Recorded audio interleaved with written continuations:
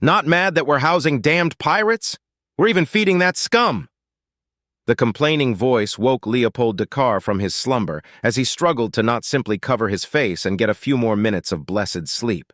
The worst part about waking up was not the waking up part, but shaking off the dizziness and sluggishness that followed. He groaned as another voice joined the first.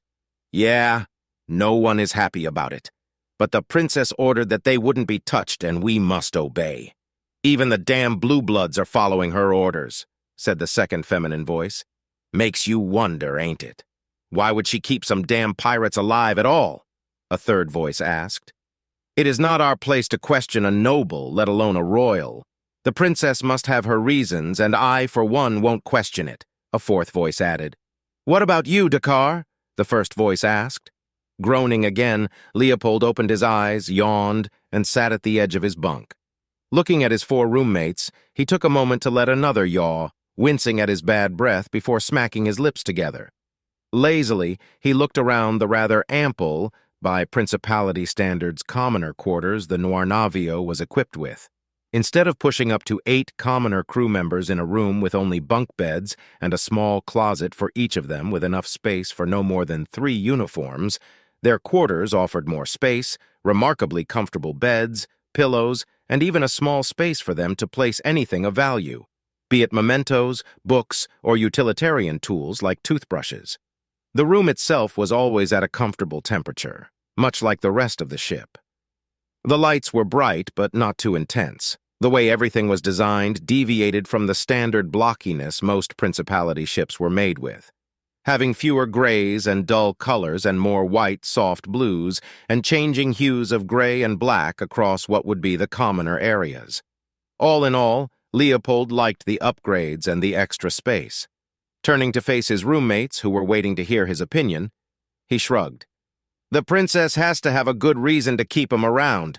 That's all we should care about. We're commoners. We don't have a say in the decisions our superiors make," he answered, and while 2 agreed with him, the other 2 groaned. "And here I thought bumping elbows with nobles would get you to hear more about their plans," one complained.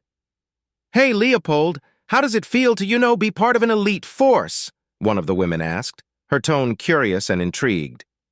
"Elite," Leopold chuckled.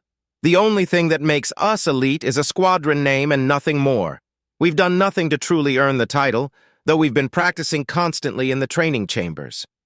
Come on, Dakar, you never speak about your day-to-day with us and we're all curious. You're a commoner among blue bloods. What, do you serve them drinks or something? Are you there out of pity?" The first one said with a hostile grin. Instead of taking the bait, Leopold simply shrugged again before replying. He didn't even know the names of his roommates. They worked on different areas, and he only ever saw them at the start and end of a shift. Most of his time was spent training, wasting time watching his entertainment videos, or spending time with his teammates. He only used his bunk to sleep and nothing more. If I am there out of pity, then that is new to me. Wyatt Staples picked me to be a part of the composters, so go ask him," Leopold finished with a smirk. "And risk my head approaching the Aster dog? No, thank you," the man replied, earning a nod from the woman to his left whilst the other 2 seemed to share the sentiment but weren't as vocal about it. Now that was new to the pilot. "Aster dog?" he asked, confused. "You gave the lieutenant that nickname?" "What else am I to describe a dog but for a dog?" the man countered. "The people we picked up on Woodshaft call him the Woodshaft Ace or just the Ace, but we know what he truly is." Leopold crossed his arms and frowned. He wasn't angry by any means, but he was genuinely curious. He had heard a few rumors and curses here and there, but nothing so direct before regarding the now heterochromatic-eyed leader. And what is he? Isn't it obvious? He's a damn blue blood through and through. From the moment he arrived at the Exalted Virtue, he was promoted to lieutenant despite being a commoner like us. Likely story. I heard that he's an undercover agent of the Asters, and everything he's done is nothing but show. I heard that he's a failed Royal Marine. I mean, he just happened to save the princess and then receive the protection of the prince himself? I saw the competition. He beat one of the unwinnable simulations. Who does that? Not a mere commoner, that much I know. Samantha tried to flirt with him despite I told her not to get near him. She said he showed no interest in her. I mean, she's a commoner, but come on, she's very pretty. And what he did in Woodshaft against the Drazen fighters. Insanity. I don't know any pilot that could pull such moves except for maybe gold aces like Commander Redford. And that's a maybe. Do you really think he could be a lone wolf in disguise? They're rare as can be. Doubt it. Lone wolves are well known and showy. You know, boastful. This Wyatt Staples, if that's even his real name, came out of nowhere, and he sure doesn't seem the type to stand out much. I bet he's the bastard son of Commander Redford, or maybe he's like a long-lost Astor. His eyes changed after we left Matcha. I bet his eyes were always like that, and he was using contacts or some sort of genetic alteration for a time just to pass for a commoner. While his roommates shared and countered their theories on who and what Wyatt was, he could only listen in dumbfounded silence until, unable to contain it anymore, he broke into a fit of laughter that shut his companions up. He laughed until his belly hurt, trying and failing multiple times to tell his conspiratorial roommates how wrong they were, until finally he managed to get himself under control enough to form coherent words. You're all crazy, he pointed out, wiping away a tear while rubbing his bare stomach, still hurting from laughing so hard. Is everyone around me crazy? Wyatt Staples is none of those things. What makes you say that so certainly? What do you know, Dakar? Asked the second woman. For one, I know that Wyatt Staples was just a commoner who was in the right place at the right time and was the right man for the job. Call it fate or coincidence, I don't care. But he truly saved Princess Clara by chance and was rewarded for it. Anyone else would have received the same reward that turned him into a lieutenant in his place, Leopold said, smiling. You can't possibly believe that, Leopold, the second man countered. Everything that he's received, his standing with the princess herself and the prince publicly making him a knight banneret, no commoner could strive for such heights. He's right, Dakar, not to mention that Cynthia Winfield, the Bloodrend, is training him for some reason. He's surely got plenty of implants in him already. Many nobles are miffed about that, the first woman added. From what I've seen, he's not just a mere commoner, Leopold replied and raised a hand before his roommates could interject. But that doesn't mean he's some sort of secret soldier or anything of the sort. He's a very skilled pilot, and his attitude is hard to describe. But he's certainly not a blue blood in disguise. He's just talented in what he does, and the princess seems to like him for who he is. Hogwash. I call hogwash, the first man protested. Now that you mention it, I've heard that he gets regularly invited to the princess's quarters, the second woman said, her cheeks suddenly taking a light shade of red. Do you know anything about that? Leopold shook his head. Not even a little. Though I'm sure that whatever they do is not related to how that sort of summons goes. Another crafty theory of yours, Dakar? Not a theory. Facts. Leopold smiled and raised a finger. Not once has Wyatt exuded that I had a good time aura about him. A shame. If I were in his place, I'd at least try to flirt with such beautiful women, Tildy. You are a beast in heat, Dakar, the same woman said, blushing harder, but Leopold merely shrugged. Just telling the truth. Their reputation be damned. If Wyatt seems to be comfortable around them, then they can't be that bad, said the pilot before stretching out his arms and standing up. But enough chatter. Since we're all up, we should take a bath and prepare for our shifts. I still think you're wrong, Dakar. You're still stuck here with us, the rest of the rabble, while he is living a high-end life, the first man said with disdain. Leopold internally glared at the man, recognizing that his disdain was born from envy. The group of 5 walked out of their quarters, making their way to the communal showers. Quickly arriving, they entered, and 2 staff members handed them a dry towel and a basket containing their ration of unisoap. As much as he enjoyed the feminine figure and the pleasures of the flesh, Leopold had long since lost that interest in the communal showers. Something about being naked around a few dozen men and women to do something as vital and mundane as taking a shower sapped any sense of eroticism out of the experience. As the hot water cleaned his body and he used his unisoap to wash his hair and body with it, he couldn't stop his mind from wandering off. He was aware that many, if not most, of the commoners that had been transferred from the prince's fleet harbored resentment towards his leader. He counted himself among the few who saw Wyatt Staples for the talented pilot he was, but he could also understand how and why his fellow commoners felt the way they did. Envy and jealousy. Why was he the fortunate one? Why him and not any of them? What made Wyatt Staples so special? Those were the questions that ran through the minds of many commoners who looked upon Wyatt's success with gritted teeth and clenched fists, as if they wouldn't shove the ladder behind them and lord themselves over the rest in their achieved glory. It was hypocrisy on their part, to want something others had achieved. But that was just part of a commoner's reality, to desire for more knowing your place was at the bottom, to look down with disdain if you managed to gain something of significance, letting everyone know you were better than everyone else, that you deserved to stand over them. But Wyatt hadn't done that. Not once. Not a single time. He had yet to treat him like a lesser just because he was a noble now. He never ordered staff or crew members around. He never flaunted his position. He never boasted. Never lorded himself over his fellow commoners like so many new nobles tended to do. He was in his full right to do so. He was not only a noble, but one closely linked to the royal family now and serving directly under Princess Clara. He had the power to do just about anything he wanted, and most likely get away with it. But he had not displayed any of those tendencies. On the contrary, he was humble, openly honest, and took accountability for his actions and mistakes. His roommates were right. There was something special about Wyatt Staples. But as a smile spread across his face, Leopold was certain that what made the lieutenant so special was his character, convictions, and personality. Something tells me that serving under him will be entertaining. With any luck, I won't get shoved to the side. Noir Navio's Brig. What more do you want from us, Astor? The Spitman asked as he looked up from within the cell he was sharing with his companions. Clara Astor stood in front of the cell whilst wearing her comfortable mixed armor uniform. She peered down at the only inhabitants of the brig with contained contempt.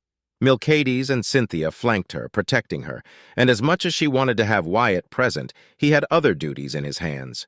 She was not afraid that the straightforward pilot she'd come to truly embrace as one of her few counted friends would think ill of her due to her reputation. She found it incredibly amusing whenever he showcased fear toward her, but his fear was not that of revulsion. Oh no. His fear was primal and, to some extent, respectful. When she revealed to him the truth of his reputation, however, he had expressed not a single ounce of fear directed at her or Cynthia. It puzzled her deeply.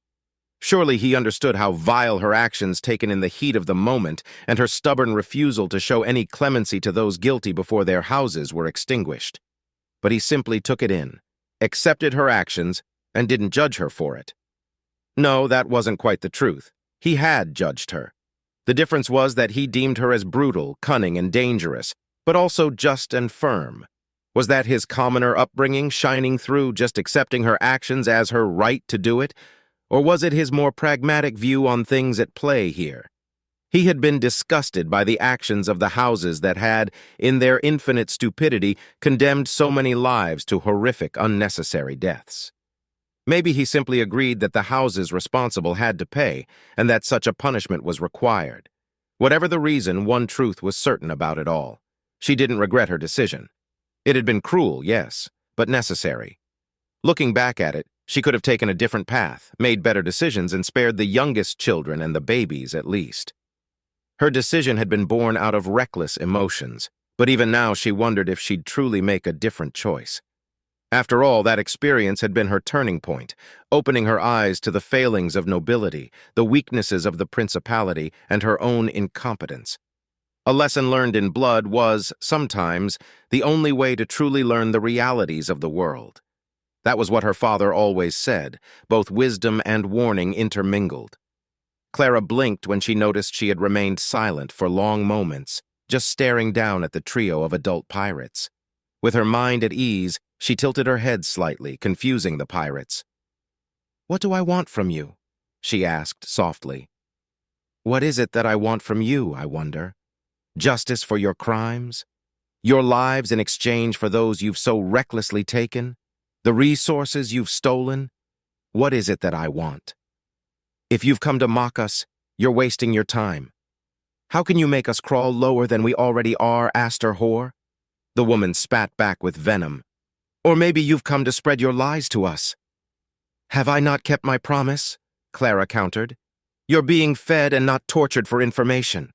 The teenagers and the children are also being fed, entertained, and kept under strict orders to not be harmed. The babies are safe and healthy, all of them. Elucidate me. How am I a liar in this situation? The trio could only glare at her with revulsion since they were shown evidence that her words were true. "If you're not here to mock us, then why are you here?" asked the metal jaw man. "I'm here to make a rather beneficial bargain," Clara said, her facade breaking as she offered the trio a somber smile that made them shudder for a moment. "I'm certain you're not ignorant enough to reject the tremendous opportunity I am offering you, yes?" The trio shared glances from their sitting positions, and the Spitman replied, "What is it that you want?" Clara lost her smile, regaining her serious, cold expression. "Something rather simple. I want 2 of your babies." You what?" the woman shrieked. "Demon! Monster! What sick, twisted tortures have you prepared for them?" "Can we not jump to unsavory conclusions?" Clara asked firmly, and Cynthia let out a loud groan that echoed across the brig. What do you want to do with the babies?" asked the metal jaw man, proving to be the more sensible of the trio. "You need not know the details, but suffice it to say that they are clean enough to be of use to me and House Astor as a whole. Be assured, however, that regardless of the outcome, their future will be brighter than anything you can provide, and most likely, a long life." "Wouldn't you want that for these babies, at least?" she asked, raising an eyebrow. "If you think we'll just hand you over 2 of our babies just so you can turn them into loyal principality mongrels, you can go to hell. Let you fall into a star and burn you to ashes, Astor Tramp," countered the Spit Man.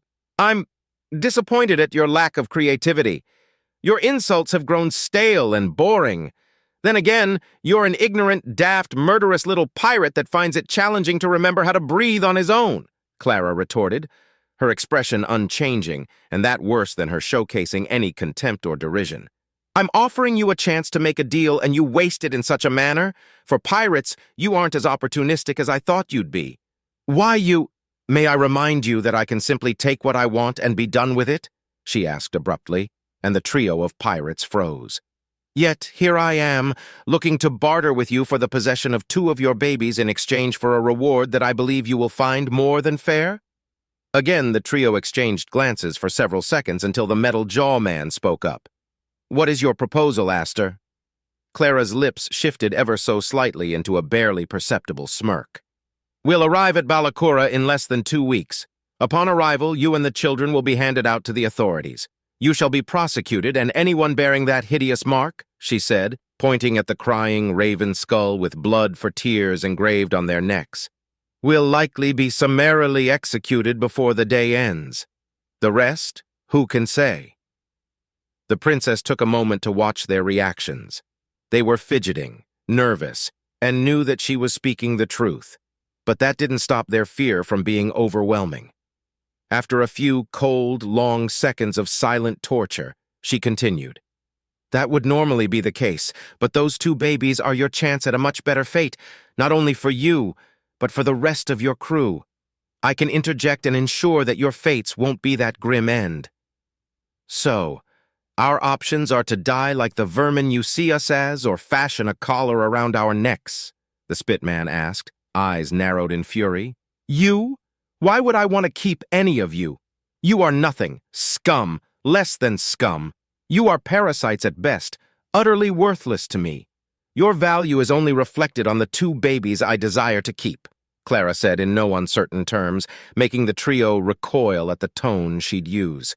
"If you accept my deal, I will ensure that you will not only not receive the death penalty, you'll only be imprisoned for 5 years and then released under an entirely new identity with 10,000 credits to your names.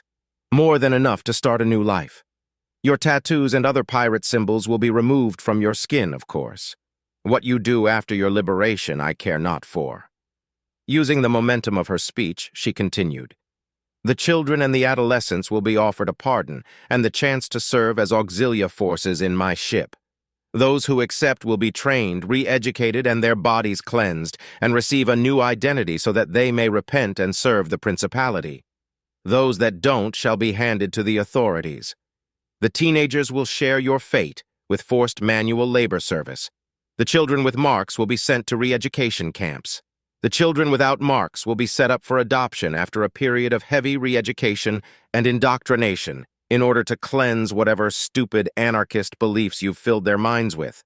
Clara paused, letting her cold, unforgiving stare sill the bones of the trio currently shaking in fear. The metal jaw man stared at her for several long seconds before he turned to his companions. They whispered amongst each other for a few moments before he turned to the princess again. "How do we know you're trying to trick us?" Clara let out a laugh filled with amusement and cold, cruel even, that rumbled across their cell. "What option do you have?" she countered. "You have nothing to bargain with except for what I bring to the table. Am I lying? Am I telling the truth? This is a risk you'll have to take. Choose quickly, for my patience is a finite resource and you are exhausting it rapidly." "Fuck. We're fucked, aren't we?" the woman asked out loud, letting out an empty chuckle. "Quite so," Clara confirmed. "Your answer? If we accept, what would you have us do in exchange for what you offer?" "Princess?" the metal jaw man asked, his defiant spirit finally broken. Only the spit man remained hostile, but alone. His bravado was being snuffed out with each passing second. "After you accept my proposal, you'll be allowed to see the rest of your crew," she said, using that word loosely, "and explain to them what's going to happen. It will be your job to convince them not only that what I'm offering is true, but try to make as many of them to accept the pardon. You will also inform them that 2 of the babies were too sick from the voyage and tragically died despite the best efforts of our medical staff. The remaining babies will be delivered to the proper organizations in Balakura. They will be safe and properly raised. I'll ensure that they are adopted into loving families, saving them from the petty life of criminality you so cravenly chose for yourselves." We can't do that. If we do as you say, they'll think of us as cowards or traitors, sellouts, worse than leashed dogs," the spitman replied, shaking. Clara, unmoved by his words, answered coldly, "It is your choice. Their lives and fortunes are in my hands, but it will be up to you if they take it. I offer salvation, a second chance, a new life. Are your pride and ego worth more than living to see a better tomorrow?" The metal jaw man lowered his head, as did his 2 companions. "We accept your proposal, Princess." "Was that so hard?" Clara asked and turned away from the cell. "What happened to the 2 babies?" The woman looked up, all semblance of defiance drained from her eyes. Only submission and defeat remained. They died. They couldn't handle our escape and died even after your medics tried to save them." "Good," Clara said, pleased. "You shall be escorted out in an hour from now. If you deviate from our agreement, well, even you must realize what will happen if you choose to betray me." The trio didn't reply, choosing to remain silent. With nothing more to say, she walked away, flanked by her bodyguard and the Royal Marine captain. Once they were out of the brig, Milcades spoke up. "Are you going to keep your word?" he asked, his tone curious yet humorous. "For those that accept my offer, and the children and babies?" "Absolutely. The rest will face the consequences of their crimes," Clara replied without an ounce of remorse in her voice.